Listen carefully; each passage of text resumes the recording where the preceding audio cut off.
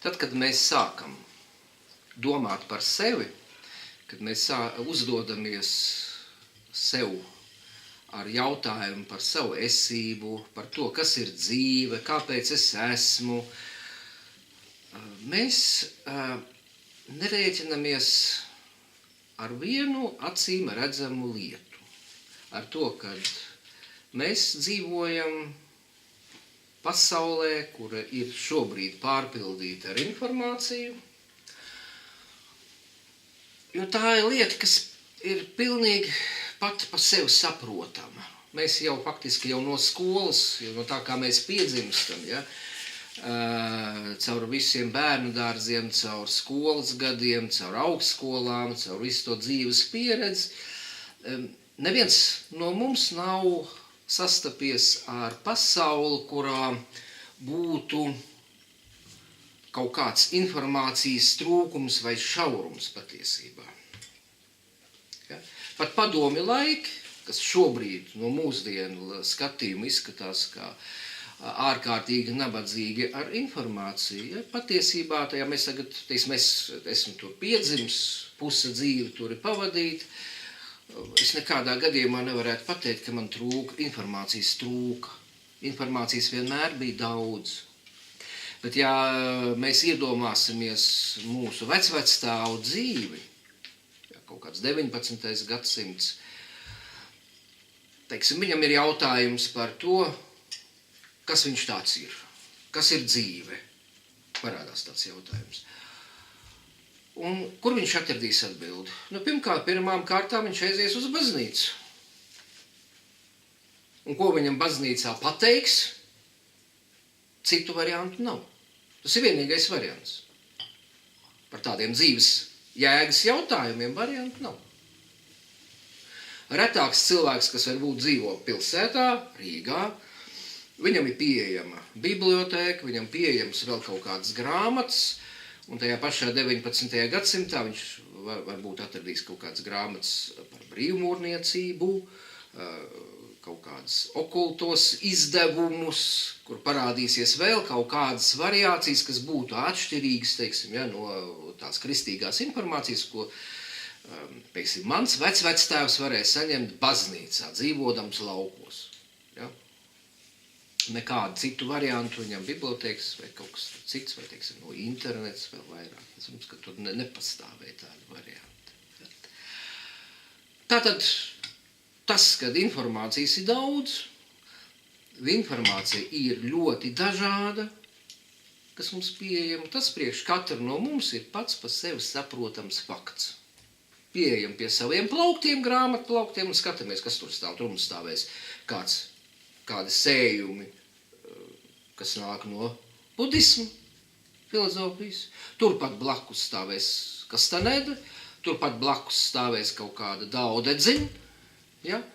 Tātad, un vēl pāris grāmatas tālāk mēs atradīsim kādu Eiropas okultisma izdevumu. Tātad mums ir rosols tāds. Kas ir rosols? Tātad vajag kaut ko ātri pagatavot paēst, atveram leduskapi, viss, kas leduskapī tagad ir, mēs visu sagriežam, sametam bļodā, pārlējam ar majonēzi, rosols gatavs, faktiski. Ja? Un tādā informatīvā, garīgajā rosolā mēs jums arī sevi atrodam. Un pat cik viņš ir tāda lieta, ar ko mēs faktiski iepazīstamies, ienākot pasaulē jau, ja? Mēs šeit neredzam nekādu jautājumu, nekādu problēmu, mēs neatklājam šajā situācijā nekādu momentu, kurš mums liktu tagad tā kā apstāties un pārdomāt šo situāciju, kurā mēs atrodamies. Un ko tas nozīmē praktiski tagad, ja? Šis rosols, kurā mēs esam. Tas nozīmē to, ka tagad es sev uzdodu jautājumu par to, par sevi, kas es esmu, un mēģinu palīdzēt sev lasot grāmatas, kas man ir pieejams. Tātad es atveru kādu grāmatu, kas pieder budismu filozofiju, un man stāsta vienu. Es viņu izlasu, tā, skaidrs, man kaut kādas ideju klāsts tagad parādās, kas man var palīdzēt. Tagad es paņemu nākošo grāmatu, un tur būs, kas Kastaneda. Es tagad lasu viņu, atkal kaut ko uzzinu, kaut kāda informācija ienāk, bet tagad rodās jau pretruns, jo tas, ko es lasīju budismu grāmatā, atradīsies acīm redzamās konfliktā ar to, ko es izlasu Kastanedas grāmatā. Un tagad, kad es paņemšu nākošo sējumu, Zhuangzi, piemēram, Tao mācība, ķīniešu, izlasīšu viņu, un būs trešais variants, kas būs pretrunā ar pirmo un otro. Tātad, kā es šos 3 dažādus avotus sevī tagad varu apvienot? Katrs no jums praktiski sastopoties ar šādu situāciju, arī zina, kā šī apvienošana notiek iekš viņa. Mēs paņemam kaut ko, kas mums liekas izdevīgs un liederīgs no viena, kaut ko, kas mums šķiet liederīgs no otra un no trešā. Tātad tas, ko mēs tagad paņēmām un salikām vienā traukā, tas arī ir mūsu rosols, ar ko mēs sastopamies. Ja? Tā ir mūsu kopējā situācija. Saprotams, ka starp mums ir reti cilvēki, kas ir piedzimuši, piemēram, kristīgajā tradīcijā, vecāki, ja? Vai uzreiz ienākuši viņā, tad, kad viņi sāka interesēt garīgie jautājumi. Un viņiem šāda rosola nav. Bet tādu cilvēku patiesībā ir maz, un diez vai šādi cilvēki klausās šo lekciju. Tā kā jūs, kas to dara, visdrīzāk piederat parastajam garīgajam meklētājam, kurš lasa 1, 2, 3, 4, kura grāmatplauktos stāv visa šīs pasaules gara mantojuma bagātība, kurš mēģina atrast kaut kādas atbildes visās šajās grāmatās. Es akcentēju uzmanību uz grāmatām, bet jūs labi saprotat, ka tas viss ir atrodams internetā. To visu mēs atrodam dažādos semināros, kurus mēs varam apmeklēt un ko mēs arī darām. Tātad, kā praktiski mēs varam sevi realizēt iekš šī pretrunīgā informatīvā rosola. Kad šis rosols varēs nest mums kaut ko liederīgu, kaut ko labu, pozitīvu, lai mēs varētu iegūt adekvātas atbildes par sevi pašu. Atbilde šeit būs tikai viena. Ja mums izdodās noturēt visu laiku sev priekšā sevi pašu. Tātad, no tā, ko mēs zinām par sevi pašu, būs atkarīgs tas, cik liederīgi mēs varam izmantot visu to bagāto informāciju, kas mums ir apkārt. Ko nozīmē zināt sevi pašu? Tas nozīmē to, cik skaidri mēs redzam savu rīcību, savas attiecības ar apkārtējiem cilvēkiem, savu motivāciju šajās attiecībās. Tas ir atkarīgs no tā, cik skaidri mēs redzam to, ko mēs varam nosaukt šeit, kā manas ķermeniskās sajūtas, kā es jūtu savu ķermeni. Kā mans ķermenis reaģē uz dažādām situācijām, ar kurām viņš dienas gaitā sastopās. Ko šīs reakcijas man saka? Kāda vēsts atnāk caur viņām? Zināt sevi nozīmē uztvert savu domāšanas procesu, to, ko mēs saucam par dialogu, tā bezgalīgā runāšana, kas mūs iekšā skan. mūsu reakcijas, mūsu emocijas, mūsu stāvokļi, pieņemsim, nogurums, prieks, miegainība. To, ka mēs varam to visu sevī redzēt. Ja mēs visu apstāstīto redzam, un vēl daudz ko citu, kas tagad nav pieminēts, mēs skatāmies sevī, savā sejā. Mēs redzam to, kas mēs esam katrā mirklī, un mums ir objekts, mums ir lauks, attiecībā pret ko mēs varam tagad pielietot visdažādāko informāciju, ko mēs ar jums sastopam savos grāmatpalauktos, internetā un semināros.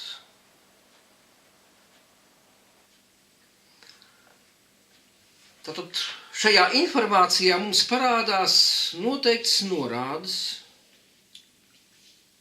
kas palīdz ievirza mūsu uzmanību uz noteiktiem mums zināmiem fenomeniem, kurus mēs atklājam savā esībā, savā dzīves gaitā, savos praktiskajos dzīves vērojumos, ko mēs katrā mirklī sevī varam ieraudzīt.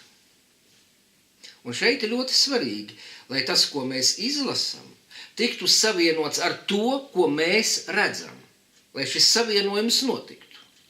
Bet ir problēma, nevienmēr šī lieta izdodas. Vienkārši piemērs. Tad, kad mēs atveram grāmatu, šajā grāmatā visdrīzāk būs atrodams vārds garīgs. Tagad lūdzu, paskatieties savā sevis pieredzē to, ko jūs zinat un redzat par sevi. Tātad jūsu domāšanas procesi, jūsu reakcijas, jūsu emocijas, jūsu stāvokļi, jūsu ķermeniskā sajūta, jūsu attiecības ar citiem cilvēkiem, jūsu izpausmes šajās attiecībās. Un tagad skan vārds garīgs. Par kādu faktu iet runa?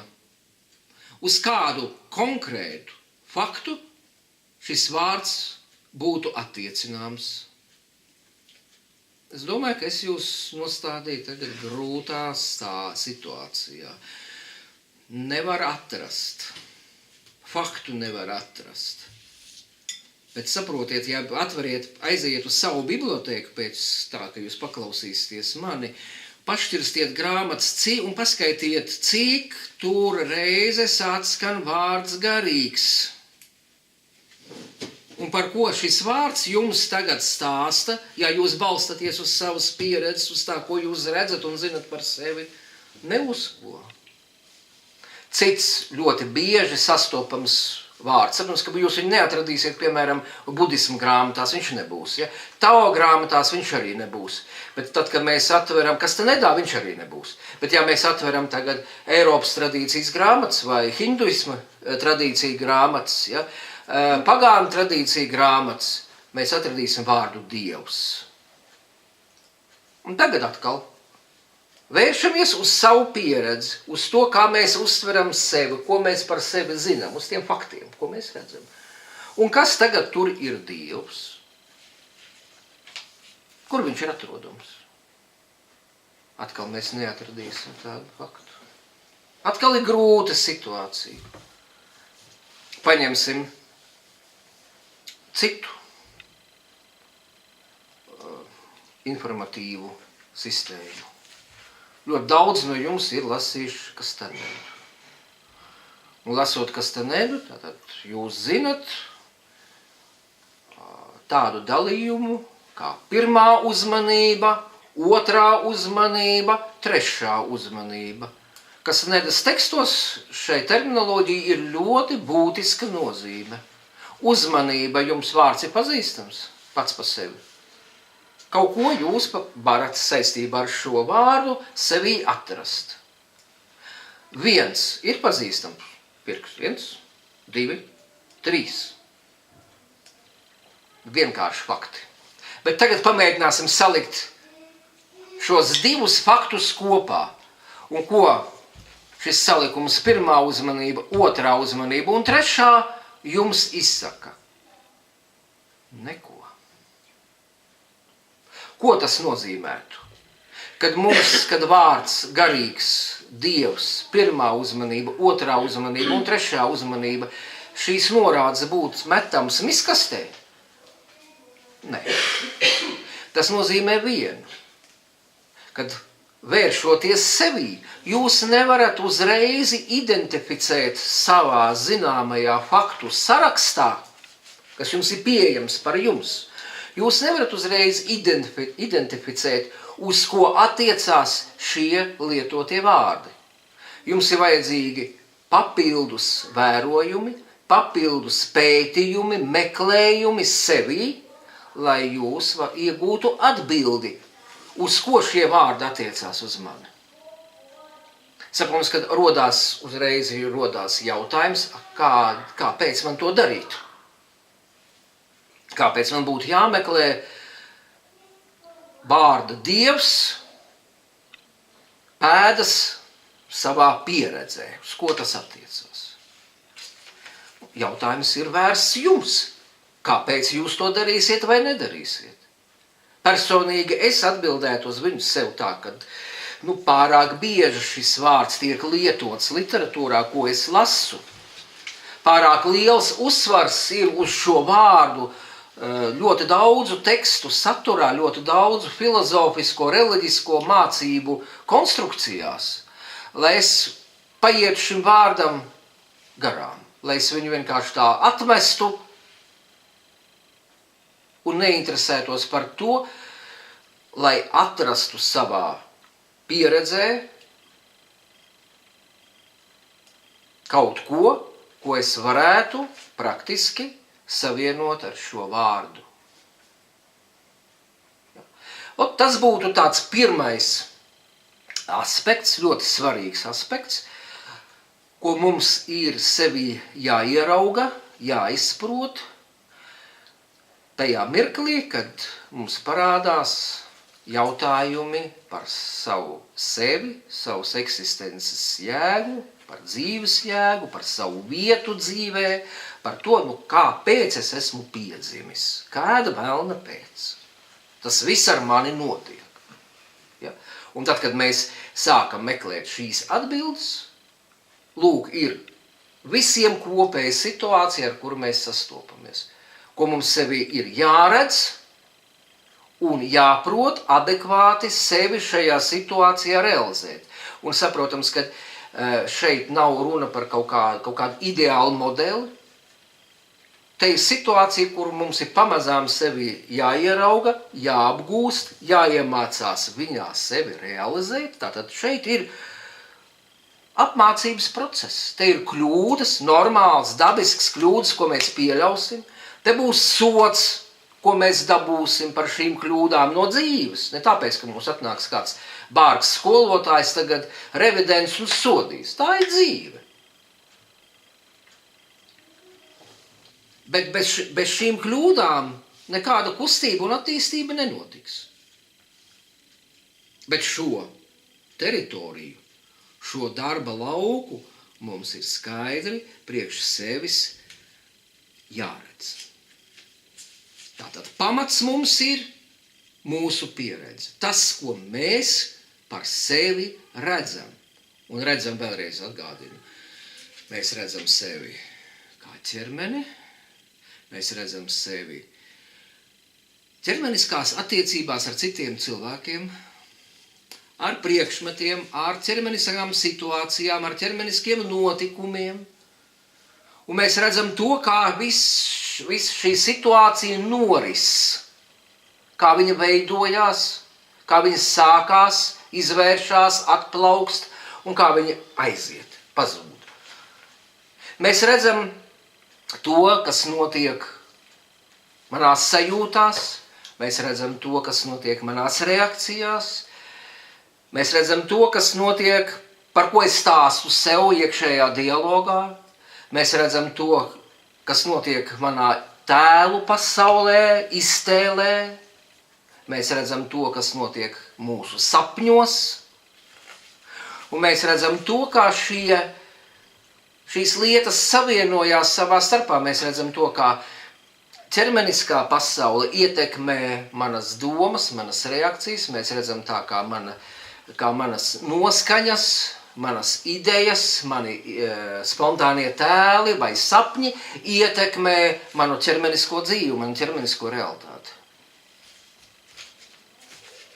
Tas ir pamats, ko mums ir jāredz, kur mums ir jāredz arī to, kā šo ainavu padarīt skaidrāku, kā šo ainavu padarīt noturīgāku, jo tieši no visas šīs noturības un skaidrības, ka mēs redzam visu laiku sevi, visos aspektos, tas dod mums iespējas adekvāti izmantot jebkuru notikumu, kas ar mums notiek, mūsu domās, emocijās, fiziskajā pasaulē, jebkuru informāciju, kas ienāk mūsu mērojumā, izmantot liederīgi. Jo mēs par sevi varam pateikt beidzot, kad mēs esam, jo mēs sevi redzam.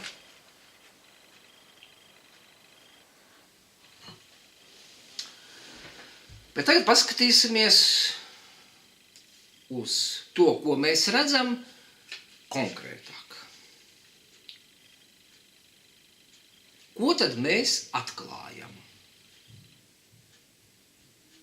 Kā es jau minēju šeit, pirmām kārtām mēs esam ķermenis. Tā mēs uztveram. Mēs arī ar šo ķermeņa nākšanu pasaulē mēs sākam, apkārtējie cilvēki šeit pareizāk būs tā teikt, sāk mūsu esamību. Viņi saka, tu piedzimi tādā un tādā, piemēram, 1. novembrī. Tu piedzimi. 1:02 naktī. Paši mēs diez vai atceramies šo momentu, kaut gan daži cilvēki stāsta, ka viņi spēja savās atmiņās precīzi atgriezties savās atmiņās, savā dzimšanas brīdī. Pat cik mūsu esība ir neizmērojams brīnums, es tam ticu. Kāpēc ne? Es to nevaru šobrīd, bet varbūt es to varēšu rīt. Tātad ir mēs esam ķermenis. Un mums ir attiecības ar citiem ķermeņiem. Un tie pirmām kārtām cilvēki. Citi cilvēki. Bet tieši tā kā fiziska būtne, kuru mums ir tuvi, mīļi, vai ar kuriem mēs atrodamies konfliktā, kurus mēs neieredzam, nepanesam, un viņi līdz ar to nepanes arī mūs, vai tieši otrādi. Varbūt tā, ka mums viņi ir nepanesami, mēs viņiem ārkārtīgi mīļi. Tā arī gadās. Otrs, ko mēs atklāsim, mēs redzēsim, ka šajā ķermeniskajā pasaulē mums atrodas ļoti daudz vajadzību. Un pirmā vajadzība ir garantēt savu dzīvi. Mums ir, lai būtu dzīvam, mums ir jāelpo, mums ir jādzer, un mums ir jāēd. Bet ja mēs elpojam, dzeram un ēdam, mums vajag izelpot, mums vajag čurāt, un mums vajag dirst. Tātad ir vajadzības. Ir fundamentālas ķermeniskas vajadzības, kuras mums vajag nepārtraukti apmierināt, tas kā pamats, un mēs arī redzam, cik dzīvē sarežģīti ir to izdarīt, cik sarežģīti ir mūsu ceļi, kuros mēs apmierinam šīs pamata vajadzības. Bet mums ir vajadzīgi citi cilvēki blakus, un šī vajadzība ir mūsu simpātijas pret šiem cilvēkiem. Tā tas izpaužās. Mums ir enerģija, kurā šie cilvēki tiek noturēti mums blakus, vai mēs esam noturēti blakus šiem cilvēkiem. Mēs lietojam vārdu mīlestība, draudzība, izdevīgums, kolēģi un daudz līdzīgi vārdi, kas norāda uz šīm savstarpējām cilvēku attiecībām. Un caur šīm attiecībām mēs atkal realizējam, jūs redzēsiet, ļoti daudz dažādu vajadzību, kas saistās ar mūsu ķermenisko eksistenci. Un visas šīs, tātad atkal, atcerieties pirmo punktu, par ko mēs runājam. Es šobrīd jums sniedzu informāciju. Es pievēršu jūsu uzmanību kaut kam. Kam es pievēršu uzmanību? Ļoti konkrētām lietām. Jūsu konkrētām ķermeniskām vajadzībām, tā ir konkrēta lieta, ko jums sevī jāredz. Jūsu konkrētām ķermeniskām attiecībām ar citiem cilvēkiem, ar notikumiem visdažādākiem, ar kokiem, akmeņiem, upēm un tā tālāk. Ja? Ar savu māju, ar mēbelēm, ar apģērbiem. Tā ir absolūti konkrēta lieta. Un jums jāredz, ko jūs sajūtat, kas ar jums, kā konkrēti izpaužās šīs visas attiecības un visas šīs vajadzības, kā viņas sevi realizē. Ja jūs, un cik skaidri jūs to redzat, tik adekvāti jūs tagad saprotat to, par ko es runāju. Jo mazāk ir skaidrības, praktiskās skaidrības, par ko iet runa. Ja šobrīd jūs kavējaties kaut kādās reakcijās, piemēram, miegainībā, vai kaut kādā stulbuma sajūtā iekš sevs, ko jūs atklājat, vai kaut kādā reakcijā uz mani, jums varbūt nepatīk mans purns, jums nepatīk varbūt šis melnais krekls, jūs labprāt gribētu kaut ko gaišāku, spilgtāku, jautrāku. Nākošreiz es varbūt atnākšu jautrāks, un tas atkal jums varbūt nepatiks, jums gribēsiet, nē, tas ir pa daudz, man labāk to melno kreklu. Tātad, kamēr jūs pavadat savu laiku šajās reakcijās, šajos sevis stāvokļos, jūs neredzat sevi pilnībā. Jūsu uzmanība ir nofiksēta šajās reakcijās, ar viņu saistītās domās, sajūtās, noskaņās. Jums nav iespējas adekvāti pielietot to informāciju, ko es cenšos jums sniegt.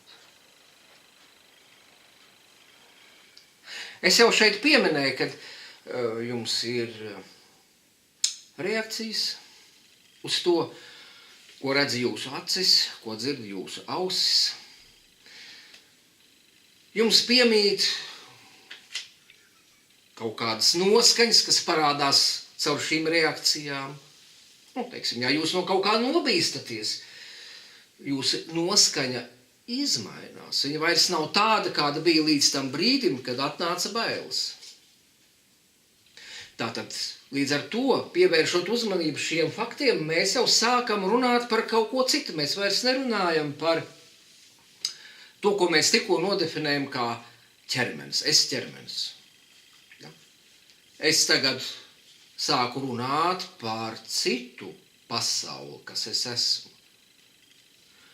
Parasti mēs šo pasauli saucam iekšējā. Tātad, tas ir mans dialogs, kas notiek manī visu laiku. Dažreiz viņš izraujās ārā, kad jūs esat vieni.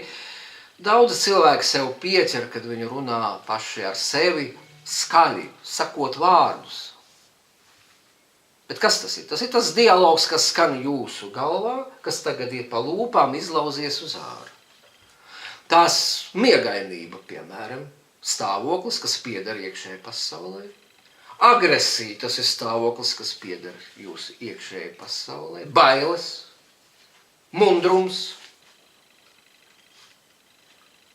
pārliecība.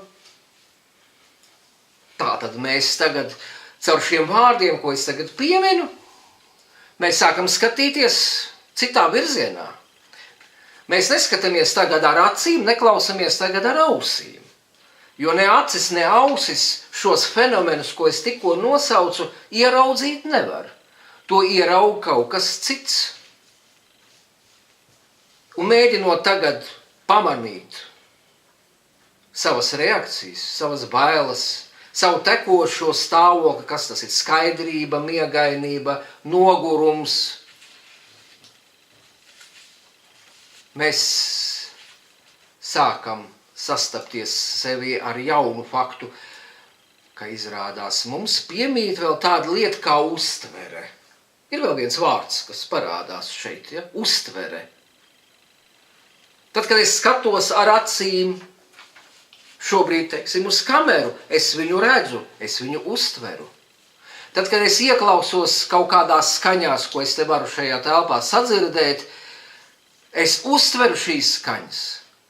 Tad, kad es ne ar acīm, ne ar ausīm, ne ar pirkstu galiem mēģinu pataustīt savu iekšējo tagad noskaņu, kas manī tagad ir, vai ieraudzīt spontāno tēlu virkni, kas tagad nepārtraukti skan manā prātā,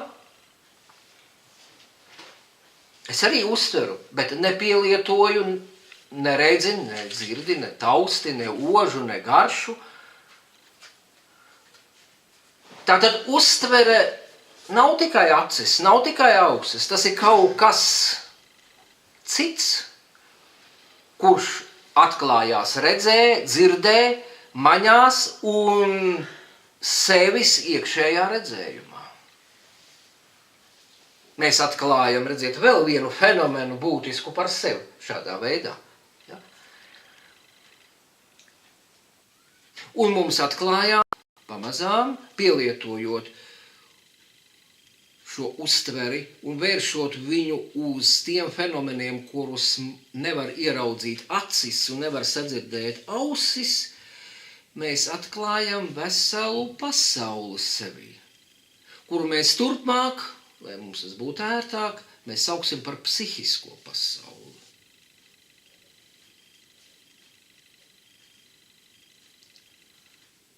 Tā ir pasaule, kuras saturu veido faktiski, ja mums ļoti vienkārši būs to visu sadalīt. Tātad ārējā pasaule, ķermeniskā pasaule ir viss tas, ko mana uztver ar redzes, dzirdes, taustes, garšas un ožas starpniecību. Bet viss tas, kas tiek uztverts ārpus šīm 5 maņām, būs psihiskā pasaule, būs iekšējā pasaule.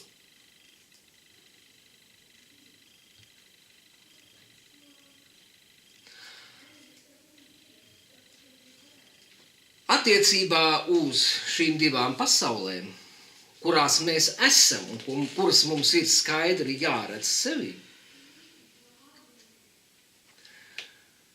mēs lietojam vārdu jums labi pazīstamu un ļoti tuvu es.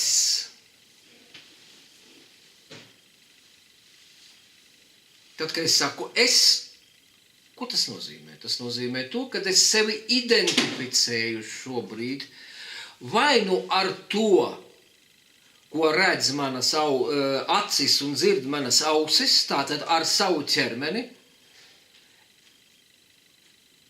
Es šeit sēžu. Es skatos kamerā. Es atrodos mājā, namā, telpā. Tātad runa iet par to, ko redz acis un dzird ausis. Runa iet par to, ka šobrīd šis es ir fiziskais ķermenis. Bet tad, kad es saku, es domāju, es skumstu, es priecājos, šobrīd šis es attiecinās pavisam uz citu. Viņš attiecās uz to, ko mēs tikko nosaucām par psihisko pasauli. Pielietojot šos es tagad identificēju sevi ar šīs pasaules fenomeniem. Ja mēs pavērosim vairāk sevi tajā brīdī, kad mēs sakam es vārdos vai sakam es domās, un kā mēs to daram, kā šis es ienāk, kā viņš parādās mūsos. Mēs atklāsim to, kad pamatā šim es atrodās uzmanība. Tad, kad uzmanība tiek veltīta, akcentēta, tiek veltīta tam, ko es redzu, mēs balstamies uz to, kas redz ķermeni. Acīm redze, viņi pieder ķermenim. Ausis viņas pieder ķermenim. Tātad mana uzmanība šajā brīdī nofiksējās uz šo ķermenisko esības aspektu. Tad, kad es saku, es skumstu, es priecājos, es domāju, man bail, šajā brīdī mana uzmanība ir nofokusējusies uz to, ko acis neredz, bet kas tiek tomēr uztverts un ir uztveres fakts. Un šobrīd viņa nofokusējusies uz psihisko. Faktiski, vērojot sevi, mēs redzam, ka aiz vārda es vienmēr slēpjās mūsu uzmanības fokusēšanas fenomens. Šī fokusēšanās, vērojot viņu, atklāsies kā ļoti daudzveidīgs, niansēts process. Mēs šobrīd nelīdīsim tur iekšā. Tas nav šīs sarunas uzdevums. Šīs sarunas uzdevums ir ieraudzīt situācijas tādu kopsavilkumu. Faktiski mēs ar jums tagad skatāmies globusu, savas esības globusu. Tāds ir mans uzdevums, tāpēc es iesāku šo sarunu, tāpēc es viņu vedu, jo es jums gribu parādīt, kā izskatās katra cilvēka esības globus. Nevis Latvija, nevis Himalaja, ne Sumatra, ne Klusais okeāns, bet viss esības globusu, tā kā jūs varat iedomāties tagad, ja? Globusu. Un otrs puses, katrs no mums šobrīd atrodas ļoti konkrētā šī globusa telpas vietā. Tā ir Latvija, Rīga, daudziem cilvēkiem, bet ne visiem, kas šobrīd šeit klausās, jo kāds varbūt atrodas Londonā, kāds varbūt atrodas Parīzē vai kaut kādā Vācijas pilsētā. Un arī atrodoties šajā pilsētā, teiksim, atrodoties Rīgā, ir konkrēta lokācija, Rīgas centrs, Īmanta, Pārdaugava, Purvciems, iela, nams, dzīvoklis, istaba dzīvoklī, krēsls, uz kura jūs sēžat. Un jūsu konkrētā orientācija telpā tagad, tā kā jūs sēžat, kas ir jums priekšā, pa labi, pa kreisi un aiz muguras. Tātad šeit mēs ar jums runājam par globusu.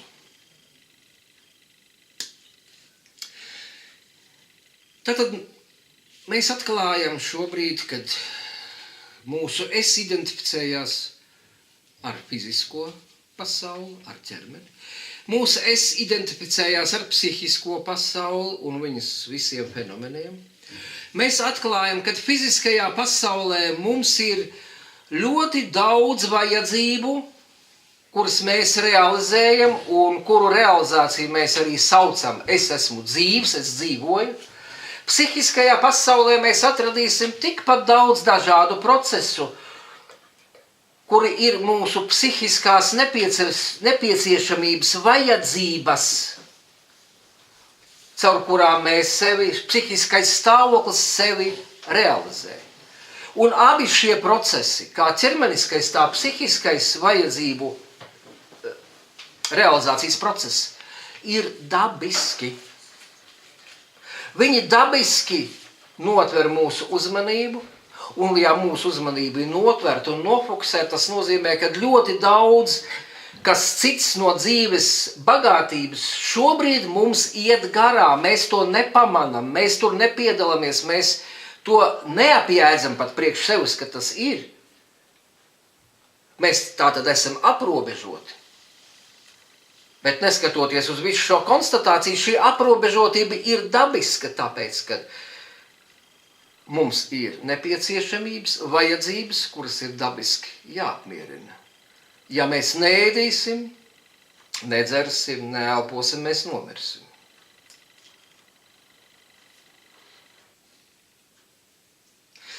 Ja mēs tagad atcerēsimies tās daudzās grāmatas, ko mēs esam lasījuši, mēs atklāsim, ka tas viss, ko es tagad tā īsi jums parādīju uz globus, ir īpaši šis dabiskais vajadzību apmierināšanas process, kas mūs aprobežo pēc fakta, tiek vērtēts negatīvi. Mēs atklāsim, ka šo procesu vienas mācības nosauc, ka tas ir neviedums, avidja. Citas mācības saka, ka tas viss notiek tāpēc, kad Ādams un Ieva apēda ābolu. Tātad Sātans te ir vainīgs. Un mēs redzēsim, šajā informācijas laukā mēs atradīsim ļoti daudzus citus variantus, kādā veidā šis mūsu stāvoklis tiek negatīvi vērtēts un nosodīts. Līdz ar to viņš netiek uztverts kā kaut kas dabisks, un viņš nostāda mūs caur to konfliktā ar šo stāvokli. Bet šis konflikts nav atrodams mūsu pieredzē. Tajā, ko mēs sevī vērojam, tajā, ko mēs sevī varam atklāt. Šis konflikts ienāk tad, kad mēs pielietojam kādu informāciju neadekvāti. Mēs neatrodam faktus un sākam pakārtot savu dzīvi kaut kādai abstraktai idejai. Piemēram, abstraktai ideja par neviedumu, abstraktai ideja par Sātanu, kas bojā mūsu dzīvi.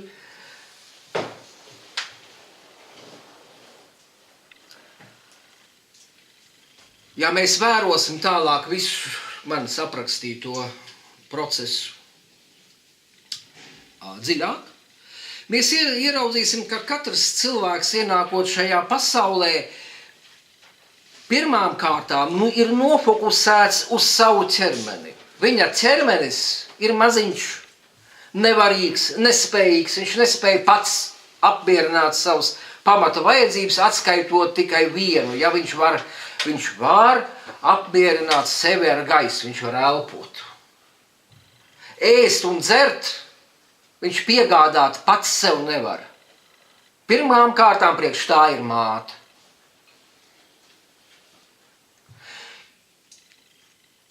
Skatoties uz sevi kā bērnu, skatoties uz sevi kā pusaudzi, skatoties ap sevi apkārt un vērojot bērnus un pusaudžus, mēs arī jums redzam, ka šajā vecumā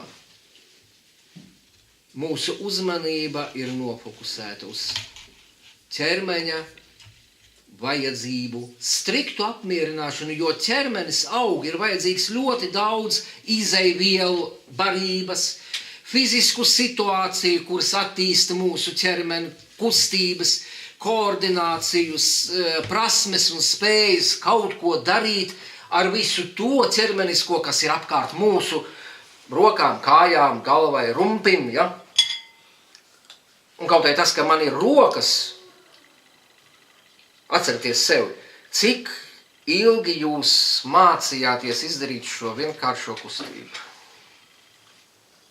Cik daudz bija asaru un iekšējo konfliktu veltīts tam, lai aizpogātu pirmo pogu, aizšnorētu pirmos zābakus. Es atceros vēl, kad gāju skolā, man bija skolas biedrs.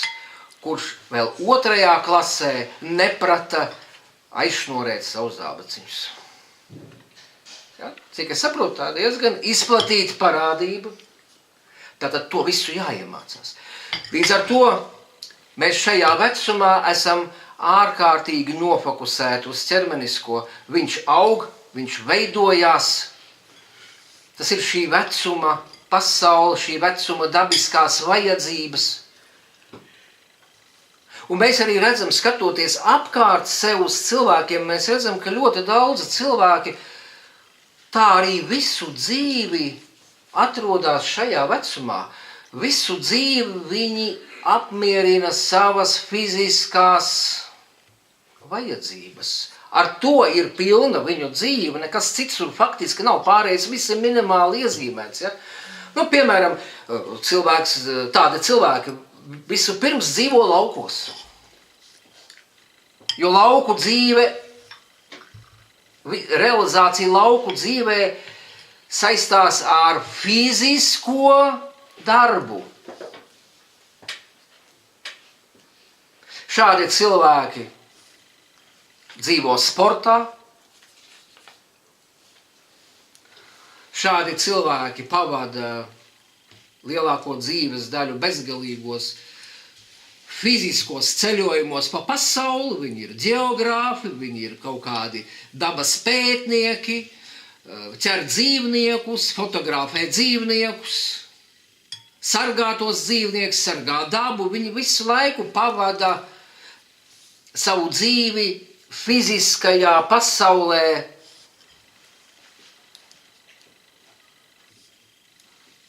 Bet vairums cilvēku, izejot cauri bērnībai, pusauģu vecumam, nonāk jauniešu vecumā un sāk atklāt viņā citas vajadzības.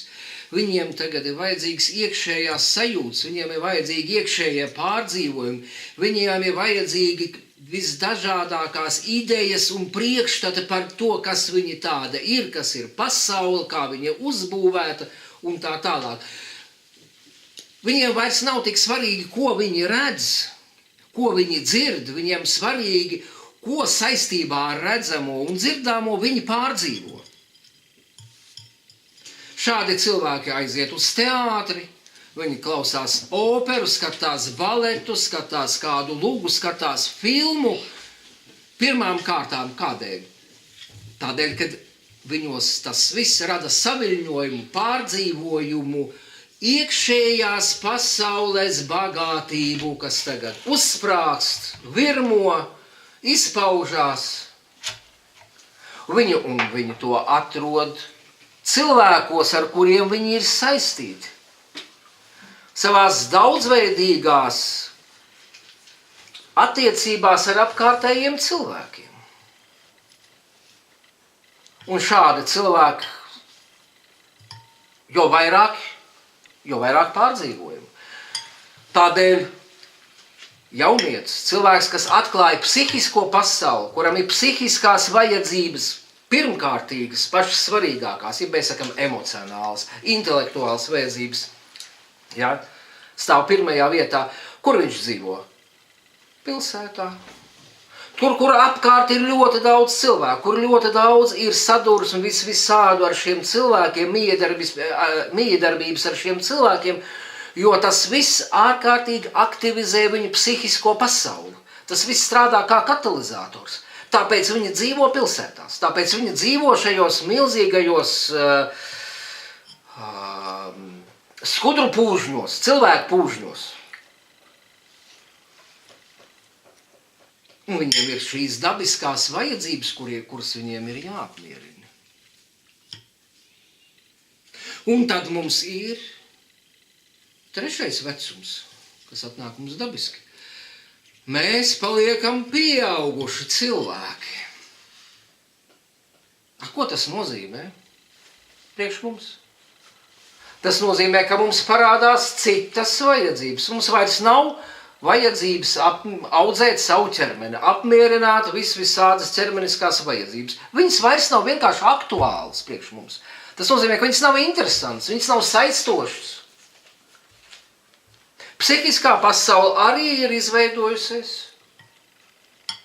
Visas vajadzības, kādas mums bija sastopams jaunībā saistībā ar psihiskās pasaules augšanu, vairs nav aktuāls. Bet kas tagad šajā tukšajā vietā parādās? Vajadzība pēc pārvaldes. Mums jāprot pārvaldīt.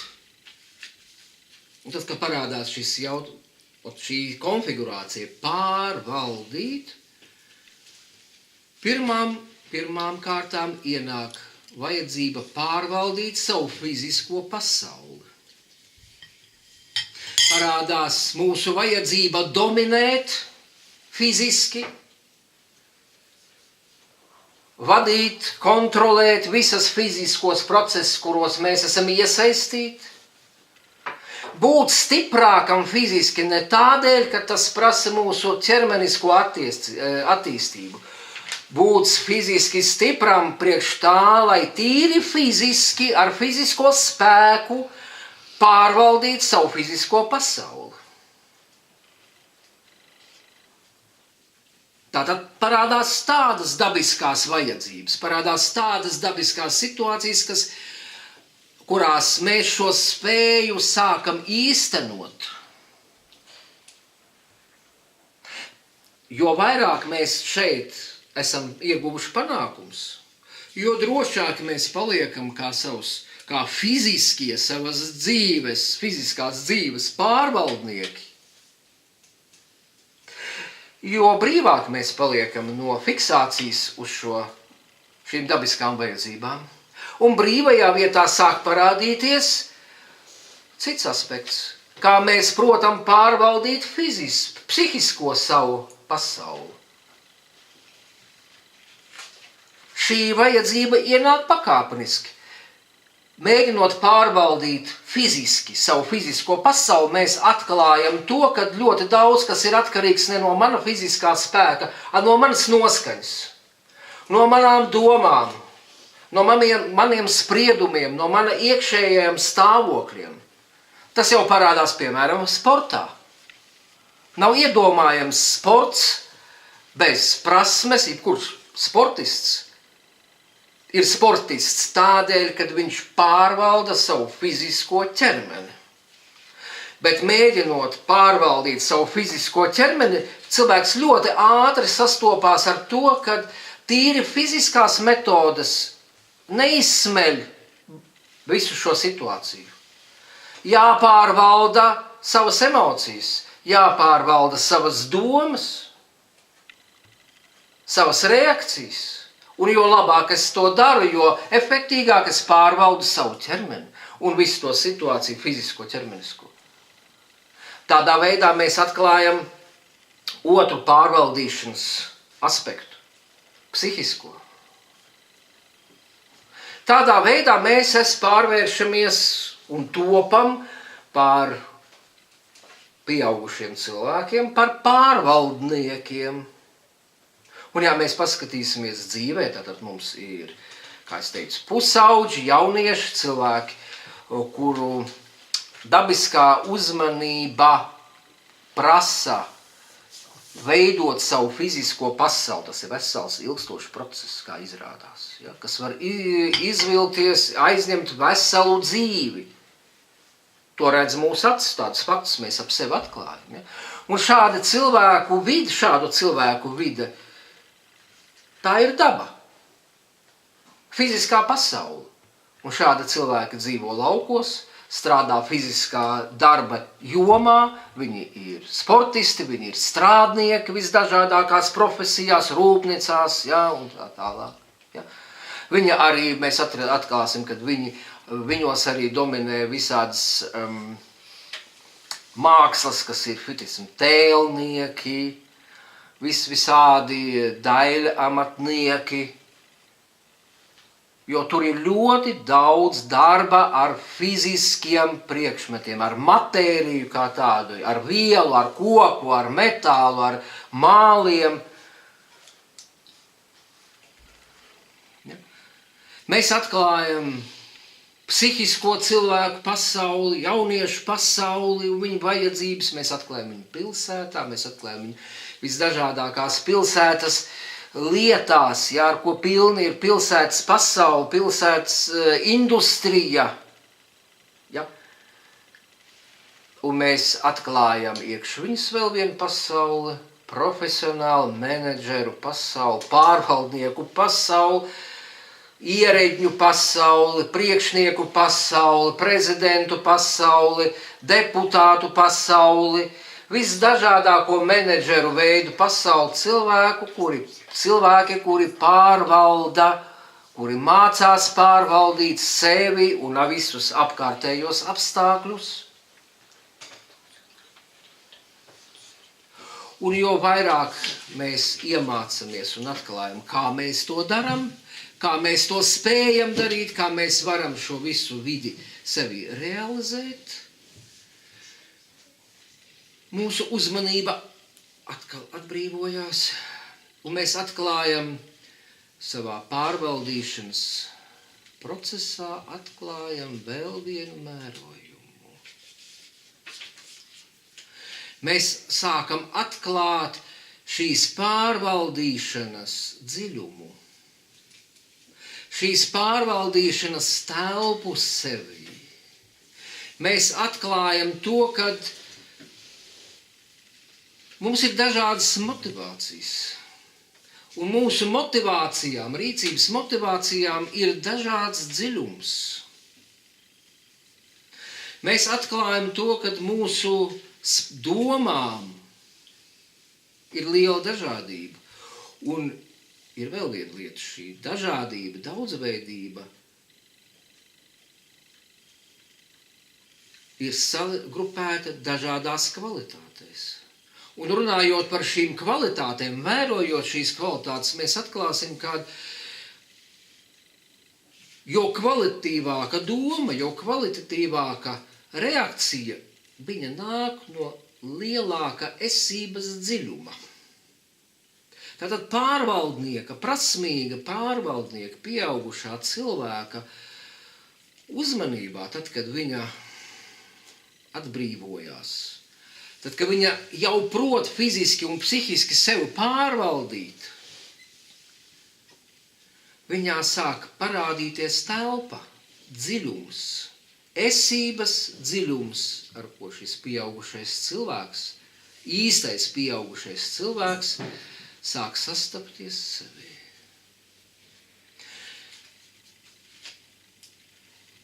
Un šis esības dziļums, ja mēs atkal sākam viņu vērot, mēs viņā atklājam kā savas pieredzes dziļumu. Mēs atklājam, ka mums iekšā ir daudz reakciju, un šīm reakcijām ir dažādas kvalitātes. Mēs redzam, ka mēs varam uz vienu un to pašu notikumu, tā reakcija, kas mums parādās, tā nav viena reakcija, ko mēs sākumā redzējām, tikai vienu viņas frekvenci. Izrādās, ka tā ir vesela gamma. Tas ir vesels spektrs, kas iet dziļumā. Ja mēs kaut ko zinām, izrādās, ka mēs zinām ļoti veselu spektru. Ja mēs kaut ko protam darīt, izrādās, tai prasme ir vesels kvalitātes spektrs iekš mums. Mēs sākam atklāt šo telpu, kā to, ko mēs saucam parasti, mēs to definējam kā atmiņu. Vārds atmiņu. Ja, atkal es viņu tagad viņš skan jums kā norāde, un jūs skatāties sevī tagad visā tajā, ko jūs par sevi zinat, un ar ko šis vārds saistās. Skatāties sevī tagad uz to. Un jūs redzēsiet, ka pirmām kārtām atmiņa jums asociējās ar manu pieredzi, ar to, kas manā pieredzē ir bijis, tā, kad es piedzimu, un ir nepārtraukta mana dzīvošanas pieredze, ko es esmu darījis, pārdzīvojis, sastapis iekš sevis psihiskajā pasaulē, ārpus sevis ķermeniskajā pasaulē. Un tad, kad es to redzu, ka es varu pārskatīt šo pieredzi, pārskatīt, analizēt un izmantot tagad kaut ko no šīs pieredzes, es visu šo procedūru saucu par atmiņas procesu. Bet šajā atmiņas procesā, kā viņš mums ir pazīstams, skaidri pazīstams katram cilvēkam, eksistē pagatne, eksistē tagadne, eksistē nākotne. Tātad mēs sastopamies šeit ar laiku kā ar plūsmu, kā ar upi, kas tek no kaut kurienes, kas ir sākums, kas ir mana piedzimšana, tek uz doto brīdi, kur es tagad upē cepurojos, peldu, ja? Un es varu mazliet redzēt savu upi, to tendenci, kas izriet no šī momenta un iet tagad, tur tālāk būs pagrieziens, tālāk es, saprotams, ka neredzu. Ja? Tā ir nākotne. Bet tagad, kad man sāk atklāties šis esības dziļums katrā situācijā, motivācija dziļums, zināšanu dziļums, reakcija dziļums, domāšanas dziļums, spektrs, ja? Kas iet dziļumā,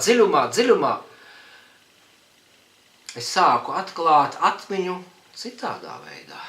Es sāku atklāt to, kad patiesībā tā pieredze, kas ar mani ir bijusi bērnībā, viņa kā pārdzīvojums, kā dzīves psihisks pārdzīvojums, kā dzīves ķermenisks pārdzīvojums ir pieejama šeit un tagad, dotajā brīdī.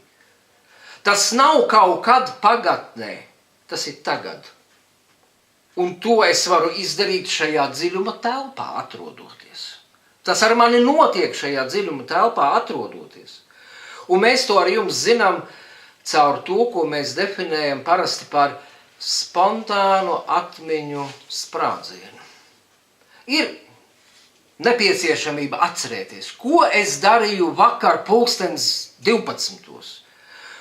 Un jūs ieslēdzat tagad iekšējo dialogu un sākat ar sevi runāties, ko tad jūs tur darījāt. Un šī atmiņa skan kā šī dialoga saruna. Bet pēkšņi var notikt sprādziens, dialogs pārtrūkst, pareizāk viņš turpina griezties, bet viņš vairs nav jūsu uzmanības centrā. Pēkšņi jūs visos savos pārdzīvojumos esat vakar 12:00, tajā situācijā, kur jūs bijāt kaut kur veikalā, pie letes, jūs pagrūž, un jums tur kaut kas izkrita un pazuda. Bet jūs no jauna pārdzīvojat, ir psihiski, ir ķermeniski, jūs pārdzīvojat šo mirkli, un tad prasiet sev, kur tad ir pagatne, kur tagad ir tagadne, kur ir atšķirības starp viņiem? Jūsu pieredze, jūsu pārdzīvojumos. Ja? Parādās ļoti liels jautājums par to, ko mēs domājam, kā mēs sakārtojam savu realitāti. Kas tad ir patiesība? Kas viņa tāda ir? Un ejot dziļumā šajā telpā, šajā dziļuma telpā, atmiņas telpā, mēs arī pamazām sākam atklāt, kad mums ir tāda veida pieredzes, tāda veida fakti, kuri nav atrodami mūsu fiziskajā un psihiskajā nomoda pieredzē. Par daudziem tādiem faktiem jūs domājat, ka tas jābūt kaut kādam skaidrojumam. Un pirmais parocīgais skaidrojums, es to redzēju sapnī. Varbūt jūs tiešām to redzējāt sapnī. Un šādi gadījumi atkal jūs nostāda būtiski jautājumu priekšā. Kas tad ir sapnis, kas ir nomods, kāda starp viņiem ir atšķirība un vai atšķirība ir? Jo mēs sapni, atrodoties nomodā, uzskatām par kaut ko galīgi efemēru un nebūtisku. Bet uzprasiet sevi sapnī, kur ir nomods. Jūs viņu vispār tur neatradīsiet. Viņš pat nav būtisks. Saprotiet, nebūtisks viņš nav sapnī, viņš vienkārši nav.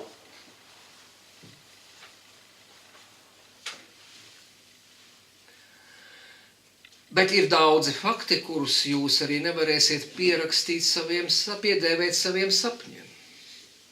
Jūs sākat atklāt sevī, ka jūs zinat, varat, spējat tādas lietas, kas šajā zināmajā pieredzē, apvārsnīs starp piedzimšanu un doto mirkli dzīves nav atrodami. Un tomēr viņi jūsos ir, jūs tas esat.